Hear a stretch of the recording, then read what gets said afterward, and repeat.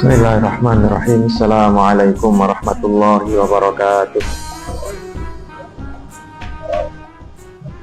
Innal hamdalillah nahmaduhu wa nasta'inuhu wa nastaghfiruh wa na'udzu billahi min syururi anfusina wa sayyiati a'malina. Man yahdihillahu fala mudilla lahu wa man yudlilhu fala hadiyalah. Asyhadu an la ilaha illallah wahdahu la syarikalah wa asyhadu anna Muhammadan abduhu wa rasuluhu la nabiyya wa la rasula ba'dah.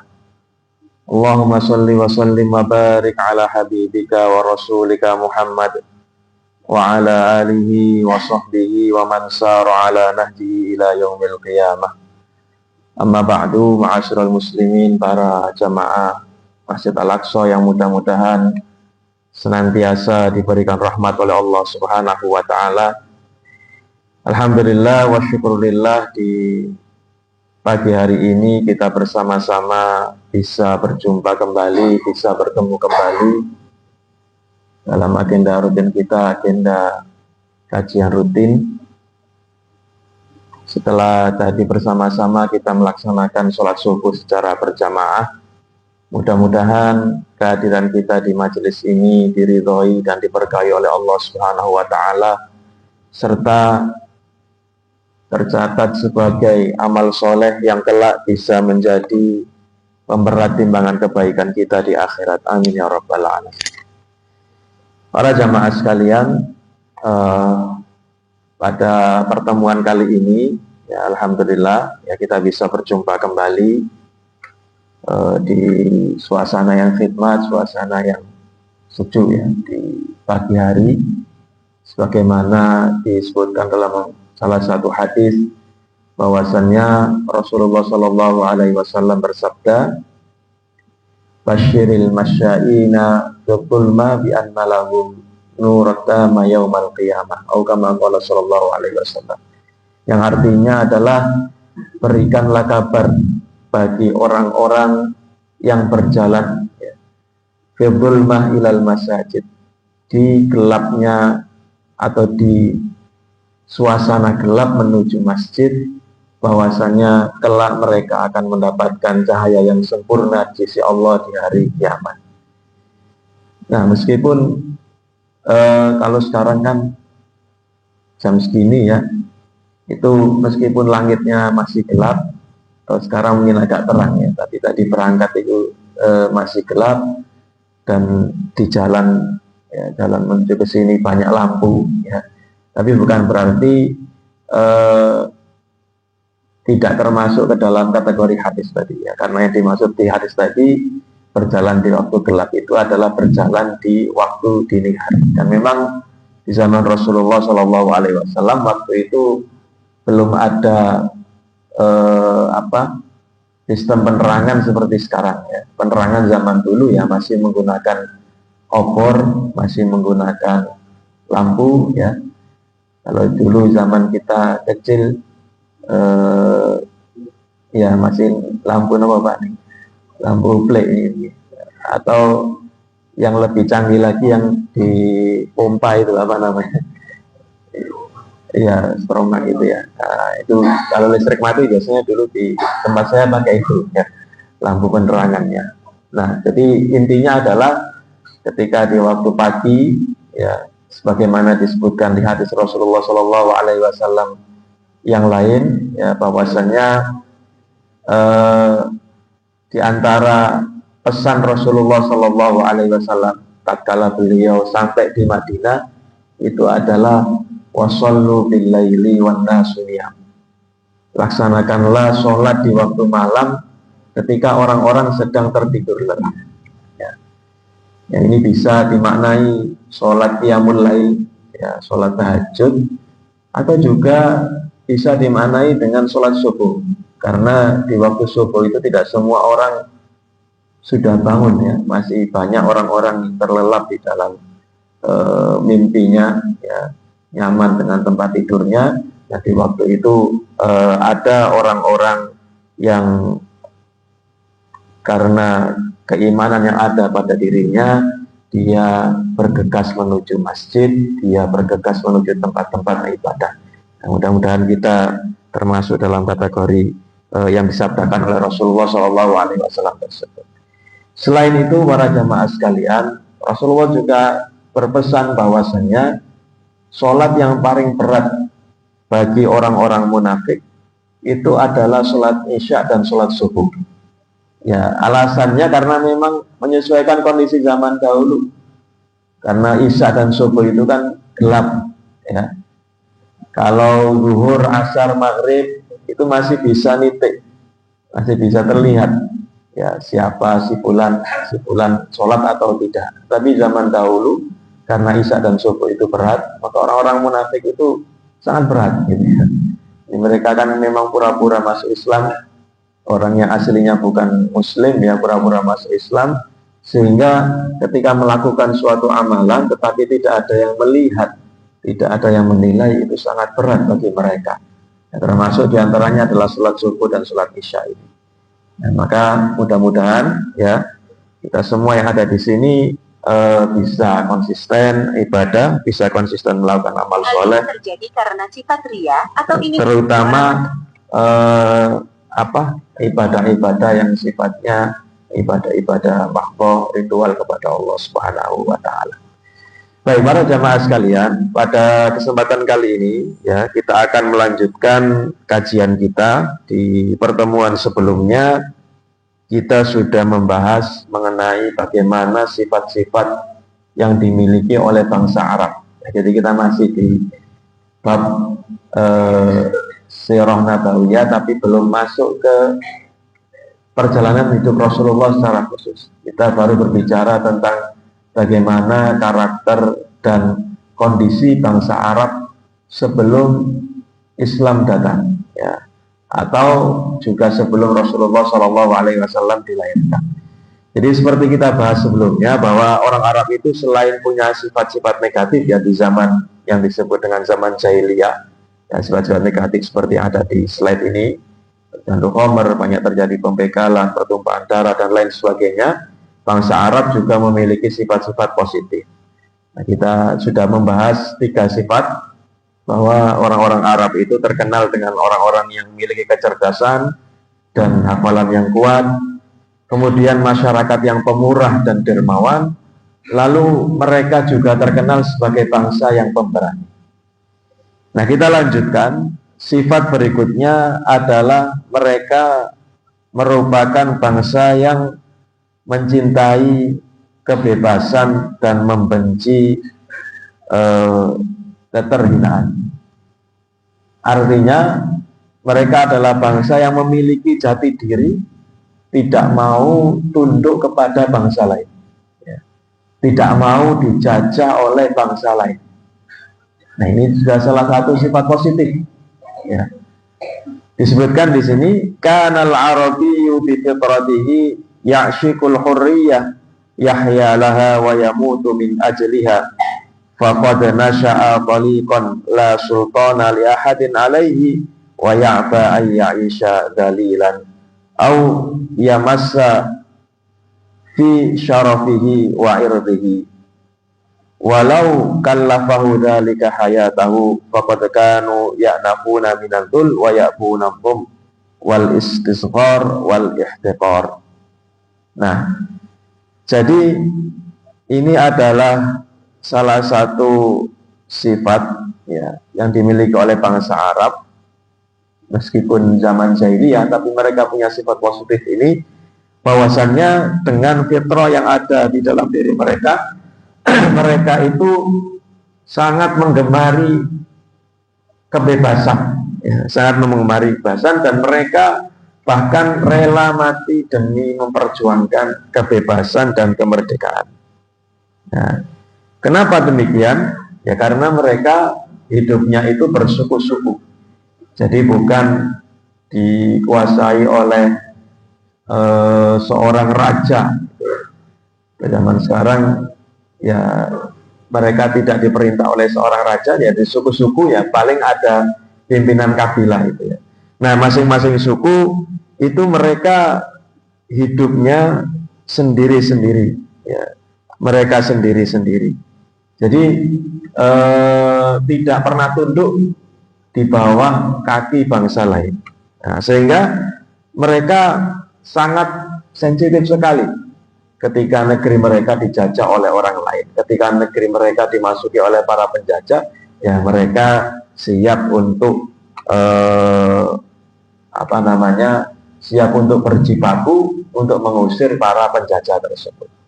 Nah, ini tentu salah satu sifat yang sangat positif ya, yang bisa kita terapkan dalam kehidupan kita sehari-hari. Meskipun di zaman sekarang penjajahan itu kan tidak hanya berupa penjajahan fisik ya. Jadi penjajahan yang dilakukan oleh bangsa lain kalau zaman dahulu sebelum Indonesia merdeka, yaitu memang kita terjajah secara fisik.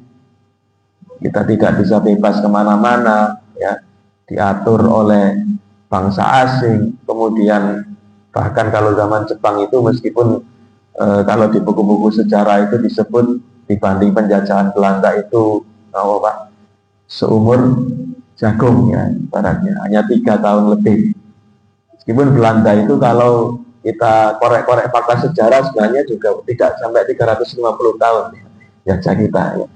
Dan masa 350 tahun itu sebenarnya masa perjuangan, penjajahannya itu hanya sekitar berapa puluh tahun gitu ya.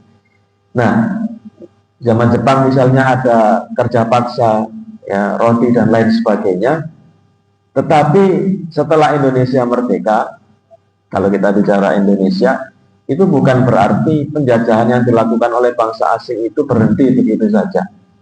Jadi mereka menjajahnya melalui berbagai macam bidang, ya, tidak hanya bidang penjajahan secara fisik, tapi melalui penjajahan ekonomi, ya.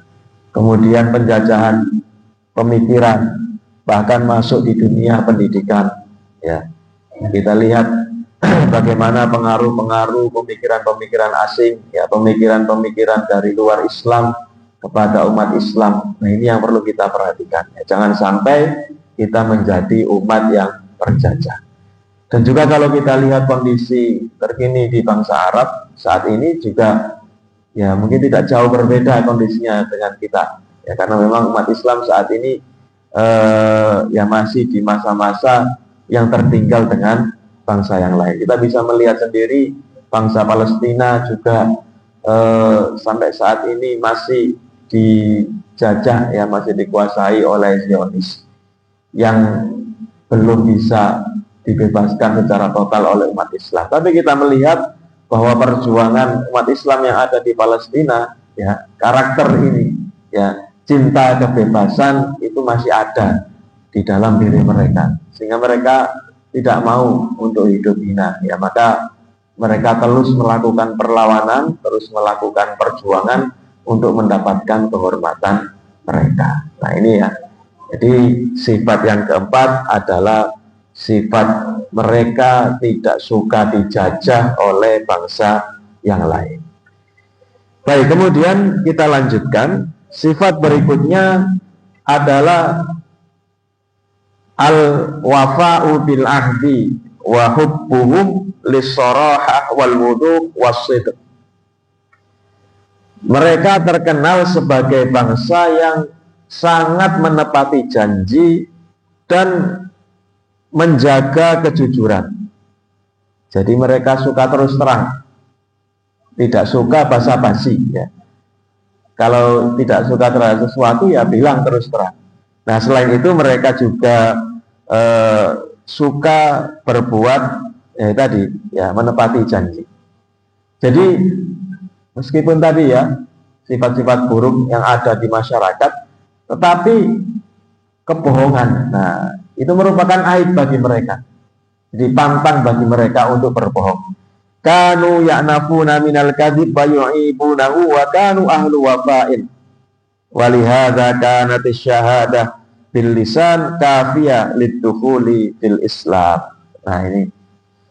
Jadi mereka itu bangsa yang ya'nafuna minal kadhib wa ya'ibunahu, sangat menjauhi kedustaan dan mereka sangat menganggap kedustaan itu sebagai aib. Ya, mereka terkenal sebagai bangsa yang menepati janji, Sehingga kesaksian dengan lisan, ya, yaitu syahadat itu sudah cukup untuk atau sebagai bukti masuk Islam. Nah, di antara contoh ya, di antara bukti mengenai mereka sangat membenci kebohongan, menganggapnya sebagai aib yang besar, seperti yang dilakukan oleh Abu Sufyan.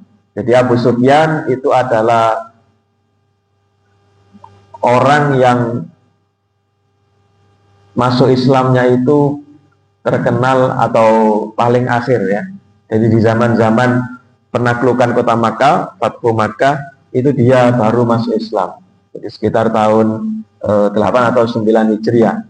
Dan sebelumnya dia adalah pimpinan kaum kafir Quraisy yang sangat memusuhi Rasulullah Shallallahu Alaihi Wasallam. Nah, pada suatu hari ketika di masa perjanjian Hudaybiyah, jadi perjanjian Hudaybiyah itu perjanjian damai antara umat Islam dengan kaum kafir Quraisy, kurang lebih sekitar 10 tahun, itu Rasulullah ngirim surat ke raja-raja yang ada di seluruh dunia ketika itu ya, ke raja-raja besar, termasuk salah satunya adalah Raja Herakl atau Heraklius yang ada di Syam ketika itu. Ya, Syam itu sekarang wilayah Suriah. Nah, orang-orang Arab seperti disebutkan di surat Quraisy ya. Ila fi Quraisy ila bihim rihlatash syita'i was-shayf. Jadi orang-orang Quraisy itu biasa melaksanakan atau melakukan perjalanan di waktu asyita, waktu musim dingin. Nah, kalau musim dingin itu biasanya mereka melakukan perjalanan dagang itu ke wilayah Yaman, karena di situ wilayahnya kalau musim dingin itu tidak terlalu dingin ya. Tapi kalau musim soif, musim panas, itu biasa mereka melakukan perjalanan ke wilayah Syam, ke wilayah Suriah. Karena meskipun musim panas, di situ tidak terlalu panas. Nah, singkat cerita, Abu Sufyan ini juga seorang pedagang, ya, yang menjajakan barang dagangannya sampai ke luar negeri, ke wilayah Syam, pernah dipanggil oleh Raja Heraklius. Dan kemudian dia ditanya tentang bagaimana Rasulullah Shallallahu Alaihi Wasallam. Jadi bagaimana karakteristik beliau, ya.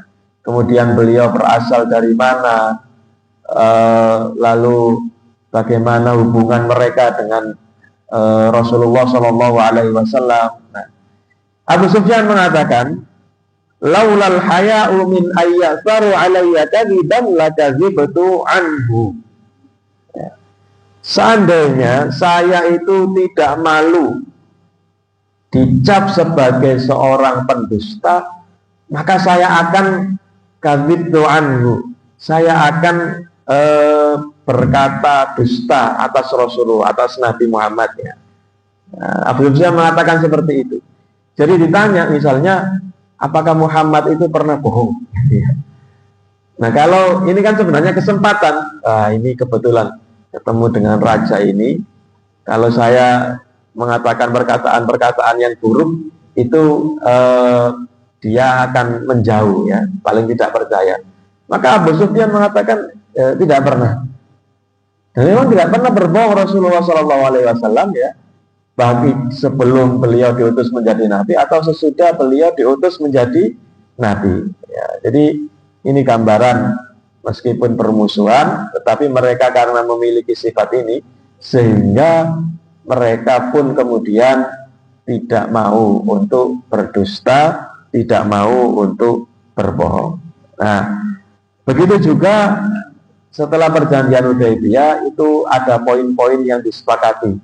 Ya, ada poin-poin yang disepakati, diantaranya meskipun secara zahir merugikan umat Islam, tetap karena itu tadi mereka sangat mengagungkan ya, al-wafa'u bil ahdi tadi, menepati janji, memegang janji yang sudah ditekan, maka pantang bagi mereka ingkar janji. Seperti yang dilakukan Rasulullah Shallallahu Alaihi Wasallam setelah perjanjian Hudaybiyah, baru saja diteken, ya, baru saja disepakati, itu ada salah seorang sahabat yang melarikan diri dari Makkah, ya, namanya Abu Jandal. Abu Jandal ini lari dari Makkah, ingin bergabung dengan Rasulullah di Madinah. Nah, karena baru saja menaikkan perjanjian Hudaybiyah dan di antara poin dan butir perjanjian itu adalah kalau ada umat Islam dari Makkah yang hijrah ke Madinah itu tidak boleh diterima, harus dikembalikan kepada wali dan kepada keluarganya. Nah, maka meskipun menguntungkan umat Islam, ya seandainya mereka menerima Abu Jandal tadi, tapi karena sudah menaikkan perjanjian, maka Rasulullah Shallallahu Alaihi Wasallam pun akhirnya mengembalikan kembali Abu Jandal kepada keluarganya. Ya. Jadi para jamaah sekalian, itu adalah di antara contoh, ya, di antara contoh bagaimana orang Arab, karakteristik orang Arab ketika itu, ya, yang sangat menepati janji, yang sangat memegang teguh perjanjian, dan sangat menganggap kebohongan dan kedustaan itu sebagai aib. Meskipun ya kita melihat sendiri, tatkala Rasulullah Shallallahu Alaihi Wasallam diutus, itu mereka kan juga melakukan kebohongan juga, ya, berusaha agar dakwah Rasulullah ini tidak menyebar, maka mereka pun melakukan propaganda, ya, melakukan fitnah-fitnah, menuduh Rasulullah sebagai penyihir, menuduh Rasulullah sebagai orang gila dan lain sebagainya, ya, karena besarnya itu tadi kedengkian di hati para pembesar kafir Quraisy yang tidak mau menerima dakwah Nabi Muhammad Sallallahu Alaihi Wasallam. Baik, kemudian sifat berikutnya adalah as-sabru ala al-makarih wa quwwa al-ihtimal anhu. Sabar menghadapi situasi yang sulit.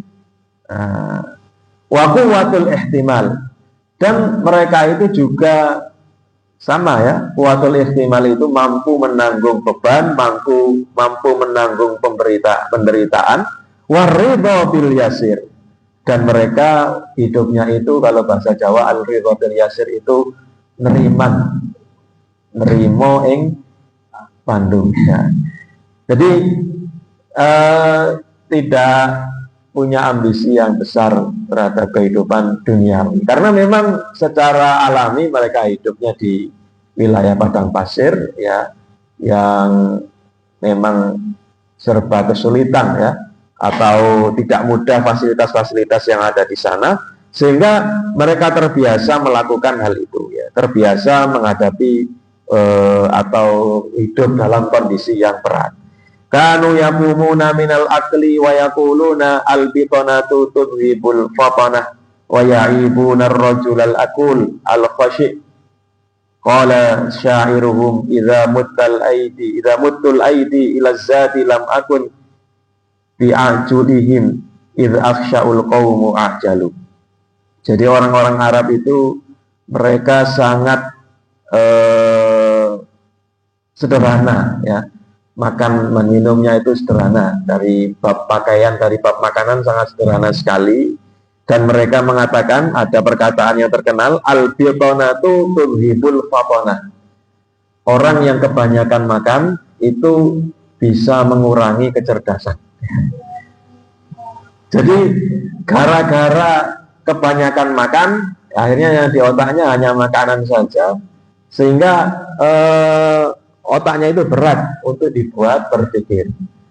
Dan mereka juga sangat sangat menganggap aib orang yang al-akul, al-jasy'. Al-akul itu yaitu tadi orang yang gemar makan, orang yang suka makan, ya, maksudnya suka makan itu yaitu tadi hidupnya hanya untuk makan saja. Pernah salah satu waktu ada salah seorang, ya, Sayyidina Umar itu kan biasa belusukan, ya, biasa di jalan-jalan. Kemudian lihat ada orang perutnya gendut sekali. Lalu ditepuk-tepuk, ini apa? Nah, dia mengatakan ini adalah barokah dari Allah.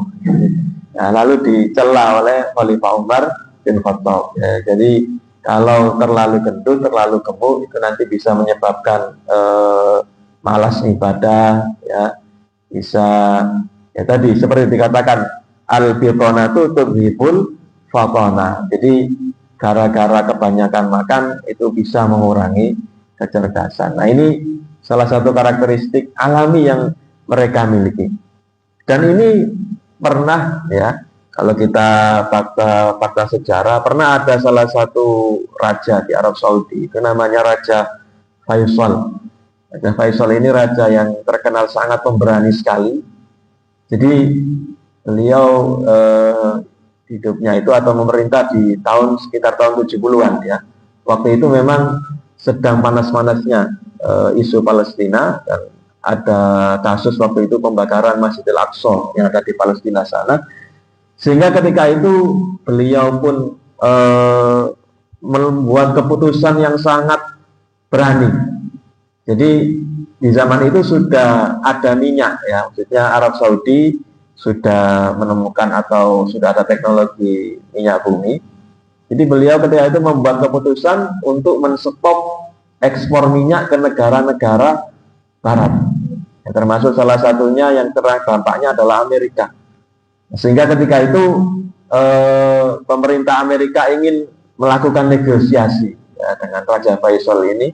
Nah, ketika melakukan negosiasi itu utusan raja atau utusan dari pemerintah Amerika itu diundang bukan ke gedung yang mewah atau ke gedung yang ber-AC, tapi di tengah gurun pasir di tenda yang ada didirikan di situ. Ya.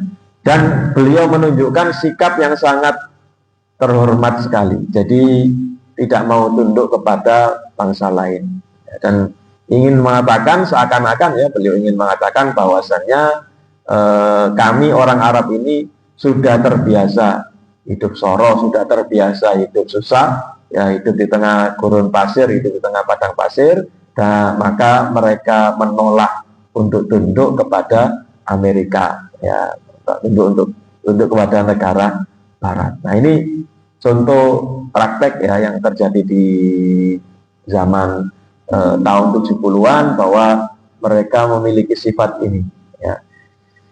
Nah, jadi para jamaah sekalian, ini salah satu sifat yang baik ya, salah satu sifat yang positif yang juga bisa kita tiru ya.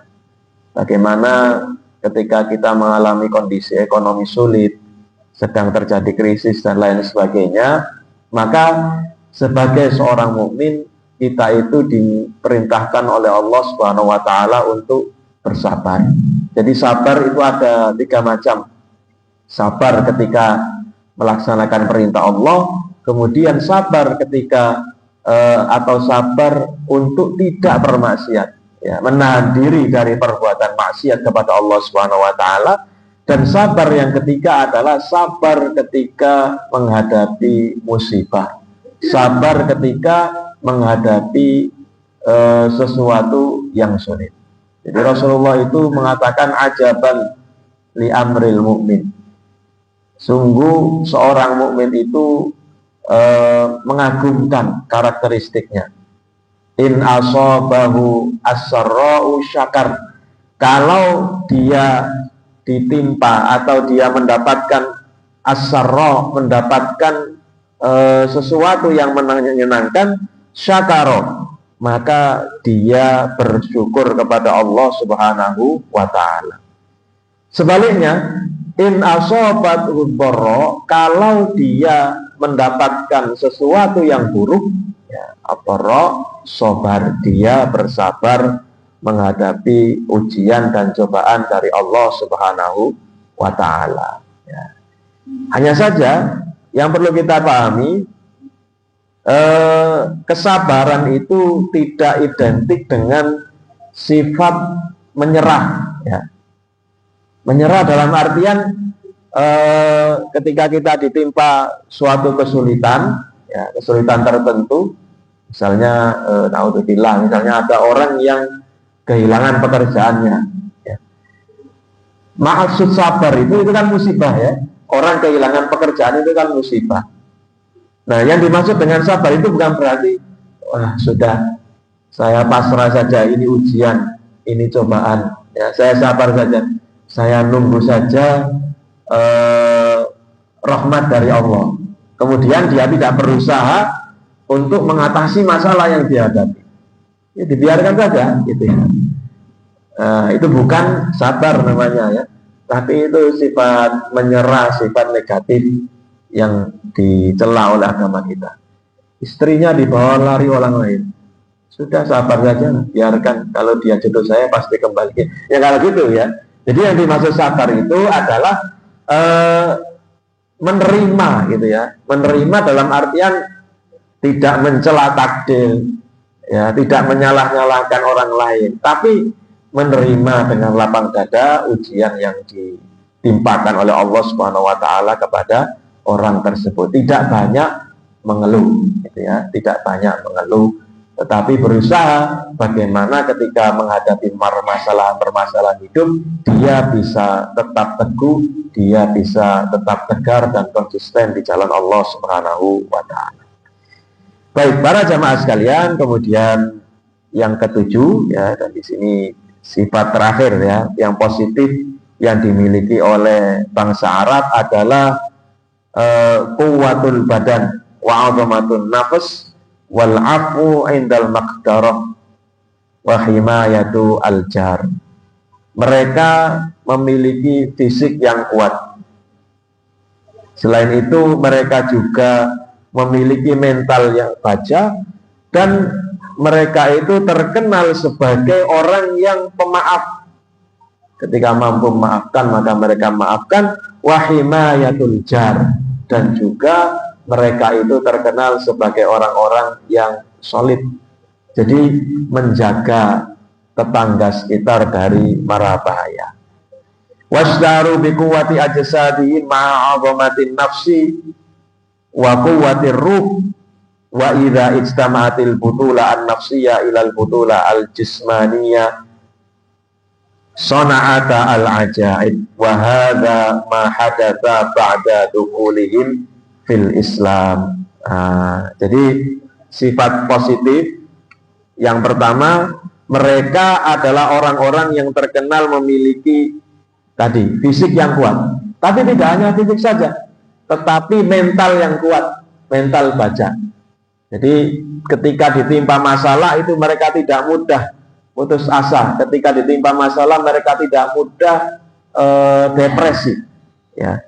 Dan ketika dua sifat ini berkumpul di dalam diri seseorang, maka akan menciptakan sesuatu yang ajaib, menciptakan sesuatu yang sangat luar biasa. Dan inilah yang kemudian menjadi modal, ya, menjadi modal penting ketika mereka masuk Islam. Maka kita bisa melihat bagaimana karakteristik para sahabat itu menjadi orang-orang yang sangat kuat sekali dalam mempertahankan agama mereka. Ya, ketika diajak perang siap, gitu ya. Ketika diintimidasi mereka pun tidak terprovokasi. Jadi sangat kuat mental mereka. Nah, dan kita bisa memahami mengapa para sahabat itu memiliki mental seperti itu, ya itu tadi. Karena salah satu karakteristik ya sifat dasar bangsa Arab itu mereka memiliki sifat fisik yang kuat dan juga mental yang baja. Hadhihi ba'du akhlaqil mujtama' alladhi nasha'a fil insan al-arabi fa huwa afdalul mujtama'at lihadza ukhtira Rasulullah sallallahu alaihi wasallam wa ikhtira lahu hadzal mujtama' al-arabi wa hadhihi al-bi'a an-nadirah wa hadzal wasat ar-rafi muqarana fil furs war rum wal hunud wal yunan. Nah, inilah ya diantara rahasia mengapa kemudian Rasulullah sallallahu alaihi wasallam diutus dari kalangan bangsa Arab, bukan bangsa Persia, bangsa Yunani, atau bangsa India, atau juga bukan dari kalangan bangsa Yahudi.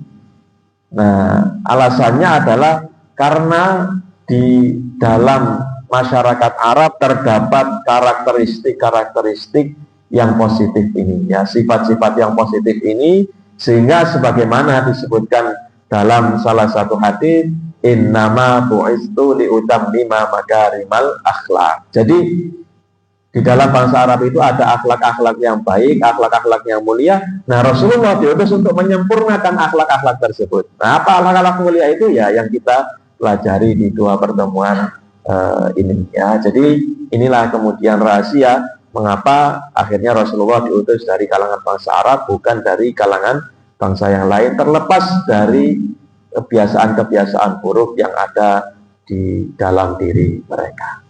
Para jamaah sekalian, demikian apa yang bisa kata ngaji di pertemuan kali ini. Mudah-mudahan pembahasan singkat kita di pertemuan kali ini membawa manfaat dan kehadiran kita di majelis ini diridhai oleh Allah Subhanahu wa taala. Kita tutup dengan doa kafaratul majlis. Subhanakallahumma bihamdika asyhadu an la ilaha illa anta astaghfiruka wa atubu ilaik. Allahumma anfa'na bima 'allamtana wa 'allimna ma yanfa'una warzuqna ilman yanfa'una. Rabbana la tuzigh qulubana ba'da idh hadaytana wa hab lana min ladunka rahmah innaka antal wahhab. Rabbana atina fid dunya hasanah wa fil akhirati hasanah wa qina adzabannar. Sallallahu ala nabiyyina Muhammad. Wassalamu alaikum warahmatullahi wabarakatuh.